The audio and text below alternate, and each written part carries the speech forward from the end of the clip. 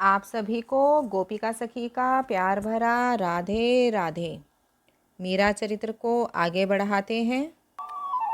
वर्ष भर में महीने 2 महीने का समय निकालकर सत्संग के लिए निकल पड़ो और अपनी रुचि के अनुकूल स्थानों में जाकर महज्जनों की वार्ता श्रवण सुनो। सुनने का धैर्य आएगा तो उनकी बातें भी असर करेंगी। उनमें तुम्हें धीरे धीरे रस आने लगेगा।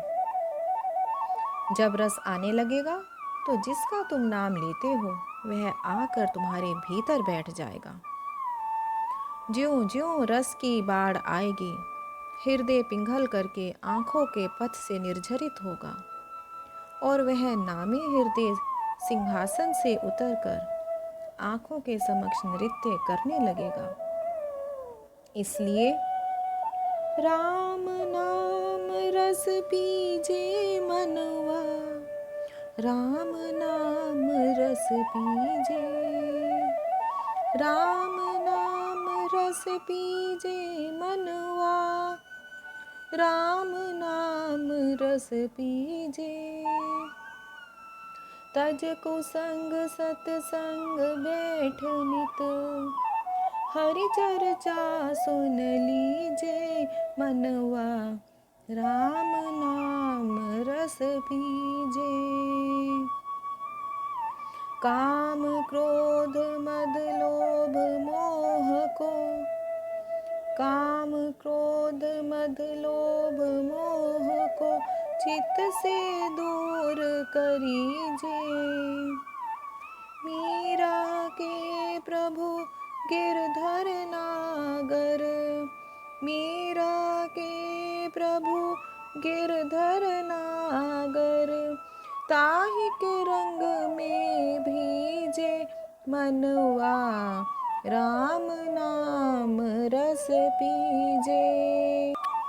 आज्ञा हो तो एक बात निवेदन करना चाहता हूँ, एक सत्संगी ने पूछा और मीरा से संकेत पा वह पुनः बोला, जब घर में रहकर भजन करना उचित है अथवा हो सकता है तो फिर आप श्री चरण, मीरा रानी जैसे महत्वपूर्ण पद और अन्य समस्त सुविधाओं को त्याग कर ये भगवा वेश, यह मुंडित मस्तक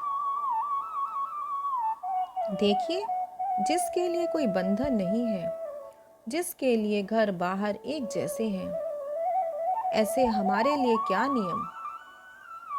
सार की बात तो यह है कि बिना सच्चे वैराग्य के घर का त्याग ना करें। धन्य धन्य हो माता। सब लोग बोल उठे। क्षमा करें मात, आपने फरमाया कि भजन अर्थात जप करो। भजन का अर्थ संभवतः जप है, पर जप में मन लगता नहीं माँ।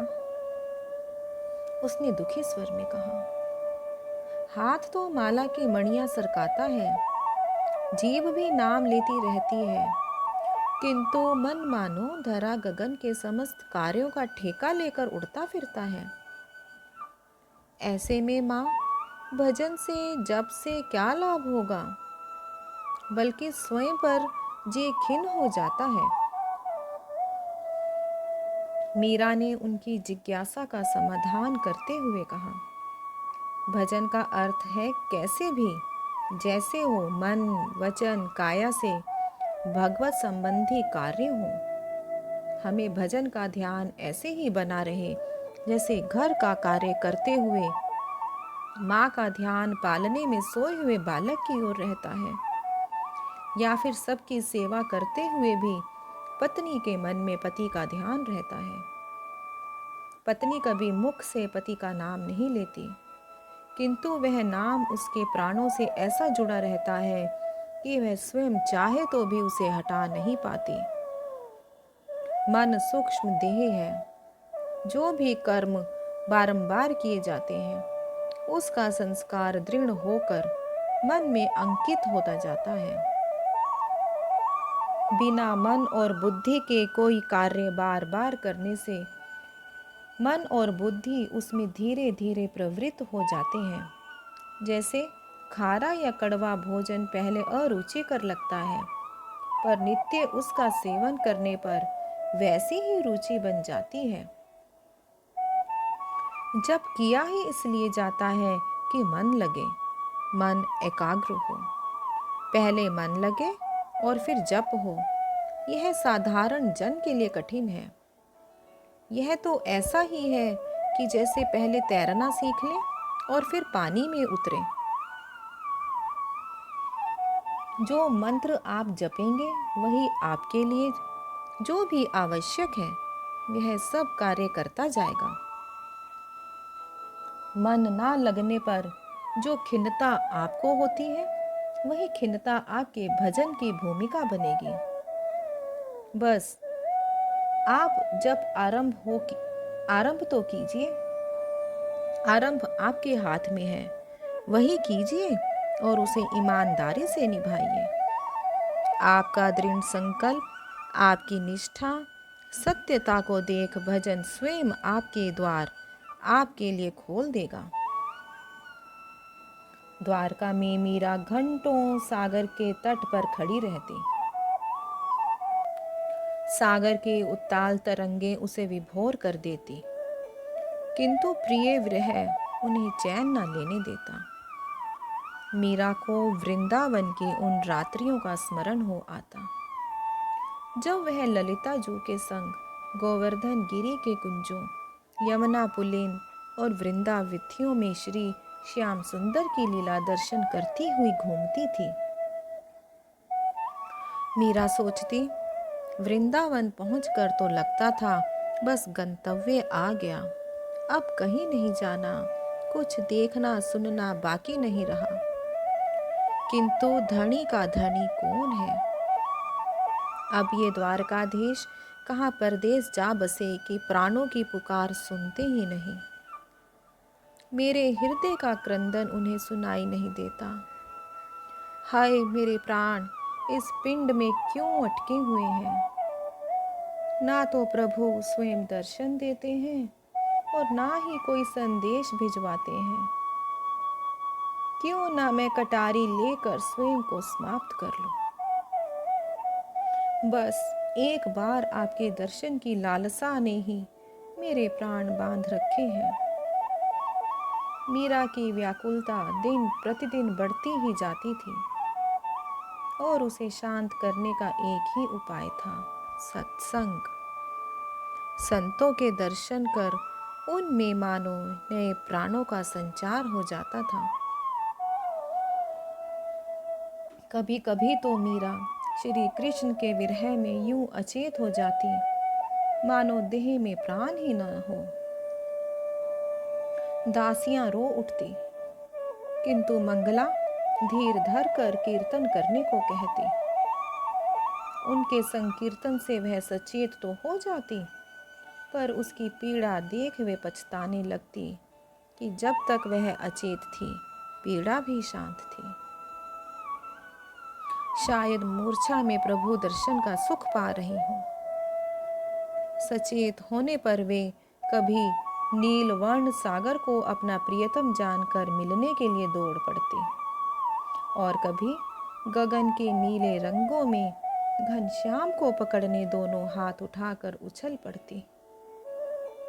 दिन तो जैसे तैसे साधु संग भजन कीर्तन में निकल जाता, किंतु रात तो बैरिन ही होकर आती। मंगला बारंबार समझाती, बाईसा हुक्म, द्वारकाधीश पधारते ही होंगे, वे आपसे कैसे दूर रह सकते हैं? आप थोड़ा धीरज धारण करें। मीरा प्रभु के विरह में उस मीन की तरह तड़फती जिसे जल से बाहर निकाल दिया हो। मंगला, अब मैं उसके बिना कैसे रहूं? मेरा पल पल युग के समान बीत रहा है। क्या उन्हें मेरी इस पीड़ा का एहसास भी है? मिलकर बिछुड़ना तो उनका खेल है, पर मैं क्या करूं? मैं चाहती तो हूं कि वह जिस हाल में मुझे रखें, उनकी प्रसन्नता में प्रसन्न रहूं। किंतु यह देह ही तो बांधा है।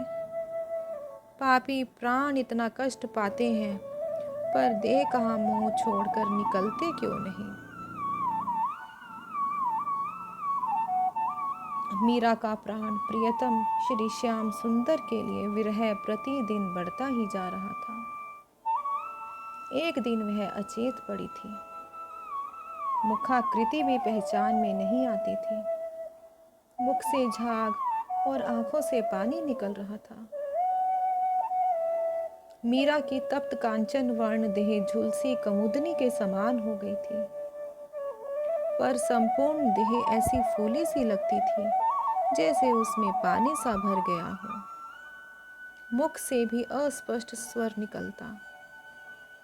मीरा की ऐसी दशा देख दासियां अतिशय व्याकुल थी। वे सब प्रयत्न करके भी स्थिति को संभाल पाने में असहाय थी। सब मिलकर रोते हुए कंठ से प्रार्थना कर रही थी, हे द्वारकानाथ, आपके भरोसे पर हम द्वारका आए, पर आप तो हमारी सुध ही नहीं ले रहे।